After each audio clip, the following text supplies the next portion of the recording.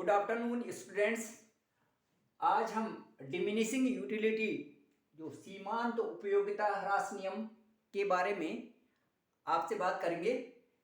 हालांकि ये chapter class में आपको समझा दिया गया है, फिर भी दोबारा इसको आप तक पहुंचाने का प्रयास हो रहा है।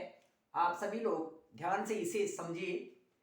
जो सीमांत उपयोगिता ह्रास नियम है, ये मार्शल ने, जो प्रोफेसर मार्शल हैं, जो इकोनॉमिस्ट हैं, इन्होंने इसे एक विशेष रूप में बताया है कि किसी व्यक्ति के पास वस्तु विशेष के स्टॉक में एक दी हुई मात्रा में वृद्धि होने पर उसे जो अतिरिक्त लाभ होता है वह स्टॉक में होने वाली प्रत्येक वृद्धि के साथ घटता जाता है।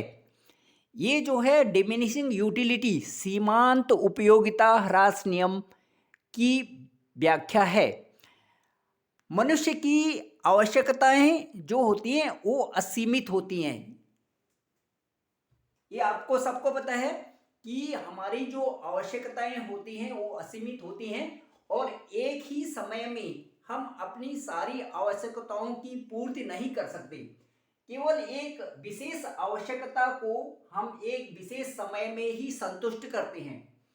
तो आवश्यकताओं की इसी विशेषता पर सीमांत उपयोगिता ह्रास नियम आधारित है।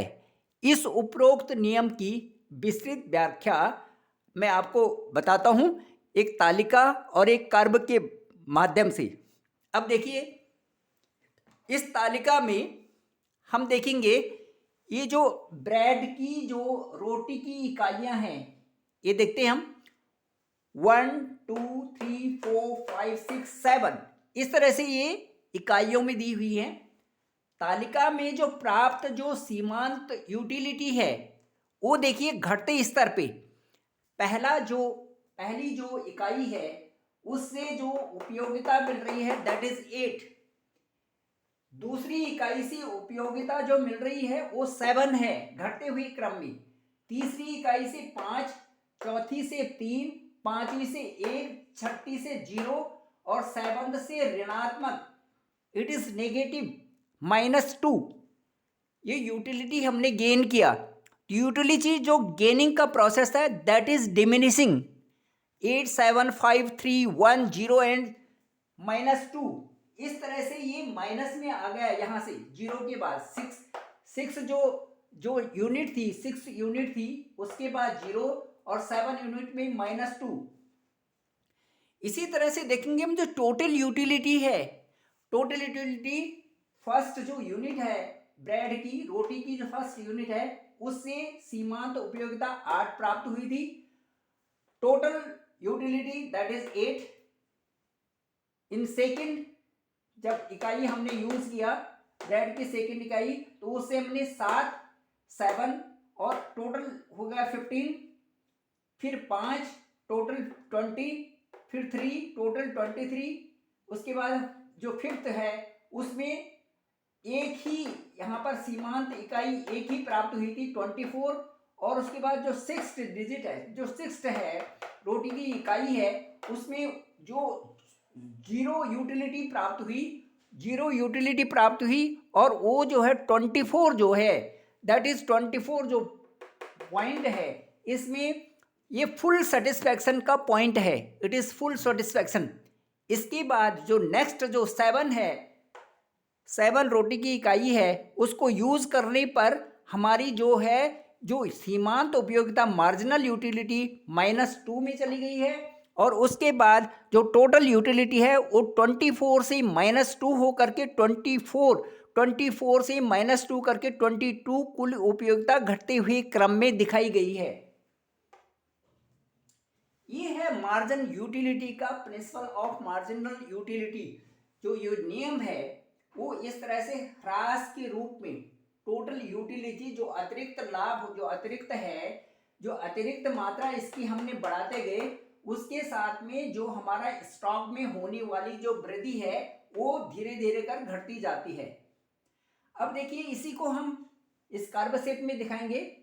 ये तो देखिए एक बढ़ते हुए क्रम में 1 2 3 4 5 6 7 8, पहली वाले डिजिट में 8 यूटिलिटी, सेकंड में देखेंगे 7, थर्ड में देखेंगे 5, फोर में देखेंगे 3, फिफ्थ में देखेंगे तो ये 1 एंड 6 पे ये 0 पे आ जाता है, शून्य उपयोगिता।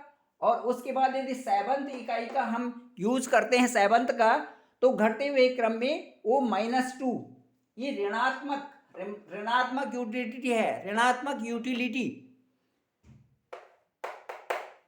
इस तरह से ये जो डिमिनिशिंग यूटिलिटी का प्रिंसिपल है, जो नियम है, ये रूल है, इस तरह से हम तालिका में और इसको कर्व शेप में बता सकते हैं। इसका महत्व है कि यह नियम विभिन्न वस्तुओं के उत्पादन को प्रोत्साहन करता है। नंबर 2, जब हम प्रोडक्शन करते हैं उसमें जब बार बार उसी चीज़ का यूज करते हैं, एक ही इकाई एक करके इकाई बढ़ाते हैं, तो डिमिनिशिंग में आ जाता है। नंबर 2 है, यह नियम मांग के नियम पर भी आधारित है। नंबर 3, यह नियम समसीमांत उपयोगिता नियम का आधार है। चौथा, यह नियम उपभोक्ता की बचत का आधार है। नंबर 5, यह नियम जीवन स्तर एवं कार्यक्षमता के संबंध में व्याख्या करता है। यह नियम प्रगतिशील कर प्रणाली का भी आधार है। यह नियम उपभोक्ता, उत्पादक एवं वित्त मंत्री के लिए महत्वपूर्ण है। ये सीमांत उपयोगिता ह्रास नियम, ये तो इसके महत्व हो गए। अब इस नियम की जो सीमाएं हैं वो ये हैं कि यह नियम निम्न दशाओं पर लागू नहीं होता। किस पे? जब उपभोग की गई वस्तु की इकाई बहुत छोटी हो। जब बहुत छोटी इकाई हो तो फिर ये लागू नहीं होता। जब उपभोक्ता की मानसिक स्थिति सामान्य न हो, यदि सामान्य स्थिति नहीं है तब भी ये लागू नहीं होता। जब इच्छा दुर्लभ वस्तुओं, मुद्रा आदि के संचय की हो तब भी ये लागू नहीं होता। जब दुर्लभ वस्तुओं की इच्छा हो तो। जब वस्तुओं के उपभोक्ताओं की संख्या में वृद्धि हो जाए, जब उपभोक्ताओं की संख्या में वृद्धि हो जाए तो फिर भी ये लागू नहीं होता। जब उपभोग प्रारंभ ही हुआ हो, जब स्टार्ट ही हुआ हो, then it is not possible to apply there. तो इस तरह से इसकी नियम की कुछ सीमाएं हैं और नियम के महत्व हैं। तो स्टूडेंट्स, मैं आपको बताना चाहूँगा कि इसको आप दोबारा पढ़िए, और ये बार बार एग्जाम में आता है। तो ये क्वेश्चन एक तो बड़ा आसान है और बड़ा इंटरेस्टिंग है, डिमिनिशिंग यूटिलिटी का, सीमांत उपयोगिता ह्रास नियम का। और मार्शल की जो डेफिनेशन है इसमें लिखिए और उसके बाद एक एक स्टेप करके इसको आप अटेम्प्ट करिए। ये क्वेश्चन बहुत अच्छा है। टेक्स्ट बुक के माध्यम से भी इस टॉपिक के जो और क्वेश्चंस हैं इसके साथ तुलनात्मक अध्ययन करिए और आपको ये अच्छा सा इंटरेस्टिंग क्वेश्चन लगेगा और एग्ज़ाम के पर्पज़ से भी आपके लिए बहुत अच्छा शुभ होने वाला है। धन्यवाद। अगली क्लास में मैं आपको इससे संबंधित और विषय की चर्चा करेंगे। धन्यवाद।